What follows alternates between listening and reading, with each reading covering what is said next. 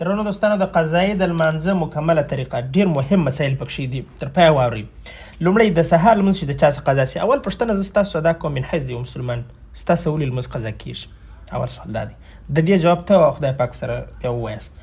که د چا څه د سهار لمونځ قضا سو، که چیرې دی غواړي د ماپښین په وخت کې قضا راوړي، نو فقط د فرضو قضا دی راوړي، بس سنتو قضا نسته. که چیرې د ماپښین د همدغه ورځ د ماپښین مخکې قضا راوړي، مثلا 10 بجې یا څاښتې قضا راوړي، بیا ځینې علما افضله ګڼي چې سنت هم قضا راوړي. صحیح ده؟ دا مسله خو دې زده کړله. باقي 4 وخته لمونځونه چې د ماپښین، مازدیګر، ماښام او ماخوستن، دا چې درڅه قضا سي، که چیرې د ماپښین لمونځ درڅه قضا سو، ښه خبره دا ده چې د مازدیګر د لمانځه مخکې قضا راوړي. صحیح سو؟ که د مازدیګر درڅه قضا سو، د ماښام مخکې راوړه یا وروسته یې راوړه، همداسې په تسلسل.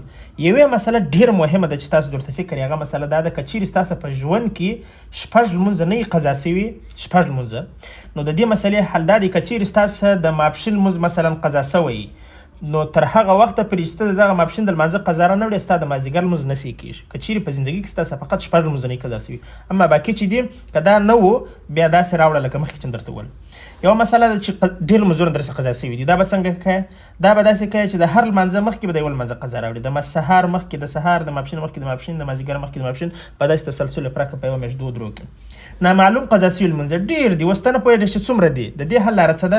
اټکل، بس بل هېڅ حل لاره نه لري. داسې اټکل چې ستا زړه راحته کړي، مطمئن سې، بیا عمر لمانځه قضا راوړه. دا مسله زده کړئ چې سنت قضا نه لري، ځکه سنت چې تر خپل وخت تېر سي قضا نسته نسته نسته نسته، خلاص. وتر چې دي د دې قضا به راوړي. که ستاسو د ماخوستن لمونځونه قضا سوي، وتر قضا لري، ځکه وتر واجب دي. واجب او فرض په عمل کې یو شی دی. د مازدیګر د لمانځه څخه وروسته قضا نسته. دا مسلې خو به تاسو زده. یو مسله دلته تشریح کوم. که چیرې د مازدیګر لمونځ تاسو قضا کېدی، د ماښام لمانځه ته 2 دقیقې وخت پاتې یا 15 دقیقې وخت ورته پاتې، دا د مازدیګر لمونځ بقیه در باندې لازم دي. صحیح ده؟ دا فقط د مازدیګر په لمانځه کې دا مسله د احناف په مذهب کې مستقله مسله ده.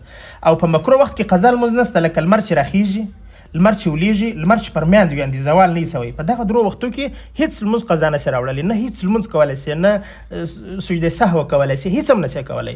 دا ډېر مهم مسایل دي، د نورو مسلمانانو سره شیر کړئ.